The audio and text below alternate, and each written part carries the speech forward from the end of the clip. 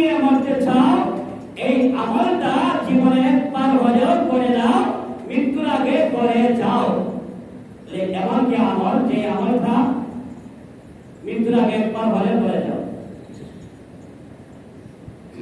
হাকিমুল উম্মত, সবাই লক্ষ্য করি, হাকিমুল উম্মত আল্লামা আশরাফ আলী থানভী রাহমাতুল্লাহ আলাইহি, এমনি করে জিজ্ঞাসা করা হয়েছিল, হুজুর ঈমান নিয়ে মৃত্যুবরণ করা একটা আমল বলেন, ঈমানের সাথে মৃত্যুবরণ করার একটা আমল বলেন। হুজুরকে উত্তর দিয়ে, ঈমান নিয়ে মৃত্যুবরণ করতে আমরা সবাই চাই তো? সবাই চাই। তাহলে এবার শুনুন, আপনি উত্তম ভাবে ওযু করবেন, খুব সুন্দর ভাবে উত্তম ভাবে ওযু করিয়া দিনে অথবা রাতে যে সময় নফল নামাজ পড়া যায়, যে সময় সালাতুল হাজাত নামাজ পড়া যায়, এই সময় আপনি উত্তম ভাবে ওযু করবেন।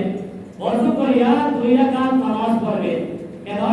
বলে 2 রাকাত নামাজ পড়বেন, নামাজ পড়ে আল্লাহ তাআলার কাছে গুনাহ থেকে মাফ চাইবেন। বলে আল্লাহ, আমার জীবনে চলাফেরা করতে, ওঠা বসা করতে, রাতে দিনে প্রকাশে গোপনে ছোট বড় যত গুনাহ হয়েছে, আল্লাহ সমস্ত গুনাহ থেকে তোমার কাছে মাফ চাই, দোয়া চাই।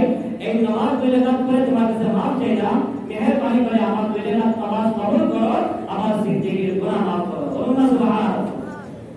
কারণ সব জিনিস একটা নিয়ম আছে, আল্লাহ তাআলার কাছে দরখাস্ত করবা। একবার আল্লাহ তাআলার কাছে দরখাস্ত যে করবা, আপনি যদি নিজে আসামি হন, তাহলে তো আপনার দরখাস্ত কবুল হবে না। আপনি তো নিজে আগে আসামি থেকে মুক্তি পেতে হবে। আপনি একজন আল্লাহর প্রিয় বান্দা হতে হবে। আল্লাহর প্রিয় বান্দা হয়ে যদি আল্লাহ তাআলার কাছে দরখাস্ত করো, সেই দরখাস্ত আল্লাহ তাআলা কবুল করে নেবেন। সুবহানাল্লাহ। এবার প্রথম 2 রাকাত নামাজ, তারপরে আপনি আরো 2 রাকাত নামাজ পড়বেন সালাতুল হাজাত। সালাতুল হাজাত সবাই খুব ভালো দেখুন।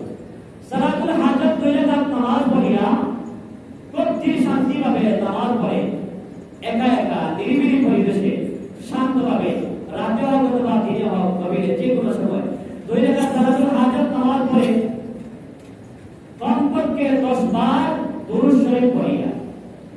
10 বার আপনি দুরূদ শরীফ পড়বেন। কোন দুরূদ পড়বেন? দুরূদ ইব্রাহিম পড়া ভালো, যেটা আমরা নামাজের ভিতরে দুরূদ ইব্রাহিম পড়ি। 10 বার আপনি দুরূদ শরীফ, দুরূদ ইব্রাহিম পড়বেন। তারপরে 10 বার ইস্তেগফার পড়বেন, 10 বার ইস্তেগফার পড়বেন। তারপরে আপনি 10 বার কালিমাতুশ শাহাদা জিকির করবেন। তাহলে 3টা আমল, 10 বার দুরূদ শরীফ পাঠ করা, 10 বার ইস্তেগফার পাঠ করা, 10 বার আপনি কালিমাতুশ শাহাদা পাঠ করা। আশহাদু আল্লা ইলাহা ইল্লাল্লাহু ওয়াহদাহু লা শারীকা লাহু ওয়া আশহাদু আন্না মুহাম্মাদান আবদুহু ওয়া রাসূলুহু। এই আমলগুলো করে আপনি বিনয়ের সাথে, নম্রতার সাথে, আপনি দিল শান্তি পাবে আল্লাহ তাআলার কাছে হাত ধরে বলবে আলহামদুলিল্লাহি রাব্বিল আলামিন, আল্লাহ তাআলার প্রশংসা করে। তারপরে দুরূদ পড়েন, ওয়াসসালাতু ওয়াসসালামু আলা সাইয়্যিদিল আমবিয়া ওয়াল মুরসালিন ওয়া আলা আলিহি ওয়া সাহবিহি আজমাইন। এভাবে দোয়া করে আল্লাহ তাআলার কাছে বলেন, আল্লাহ তুমি আমাকে দুনিয়াতে দিয়েছো, আমার একজন জন্ম হয়েছে, আমার অবশ্যই একদিন মৃত্যু হবে, এতে কোনো সন্দেহ নাই। আল্লাহ তোমার কাছে আমি দরখাস্ত করলাম, আর এই 2 রাকাত সালাতুল হাজাত নামাজ পড়ে আমার ঈমান আর আমার আমল, আমার ঈমান আর আমার আমল, বিশেষ করে আমার ঈমানটা আপনার কাছে আমানত রাখলাম। তার কাছে আমানত, আল্লাহ তাআলার কাছে আমানত। আল্লাহ, আমি একজন মুসলমান, আমি একজন ঈমানদার, আমি একজন মুমিন, আমার ঈমান আপনার কাছে, আমি আপনার বান্দা, আপনি আমার আল্লাহ, আপনি আমার সৃষ্টিকর্তা, আপনি আমার মালিক, আপনি আমার খালিক, আপনার কাছে, আপনার নিকটে আমার ঈমানটা আমানত রাখলাম। মৃত্যুর সময় আমার আমানতটা আমার কাছে ফিরাইয়া দিও, মৃত্যুর সময় আমার আমানতটা আমার কাছে ফিরাইয়া দিও, এবং ঈমানের সাথে আমাকে মৃত্যু দান করিও। এইগুলো যদি বলতে পারে, অবশ্যই আল্লাহ তাআলা বলেন পৃথিবীর মধ্যে যত মানুষ আছে, যত মাখলুকাত আছে, সবথেকে বড় আমানত তার হলেন আল্লাহ তাআলা।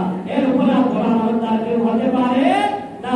যখন আপনার ঈমান আল্লাহ তাআলার কাছে আমানত রাখবেন আর এই কথা বলবেন, আল্লাহ তুমি আমার মৃত্যুর সময় আমার আমানতটা, আমার ঈমানটা আমার কাছে ফিরাইয়া দিও, রিটার্ন দিও, ঈমানের সাথে মৃত্যু দিও, তখন আল্লাহ তাআলা আপনাকে মৃত্যুর সময় আপনার ঈমানটা আপনার কাছে ফিরাইয়া দেবে এবং ঈমানের সাথে মৃত্যু দান করবে। সুবহানাল্লাহ। যে ব্যক্তি ঈমান নিয়ে কবরে মৃত্যুবরণ করতে পারবে, ঈমান নিয়ে দুনিয়া ছেড়ে যেতে পারবে, মৃত্যুবরণ করতে পারবে, আর এই ব্যক্তি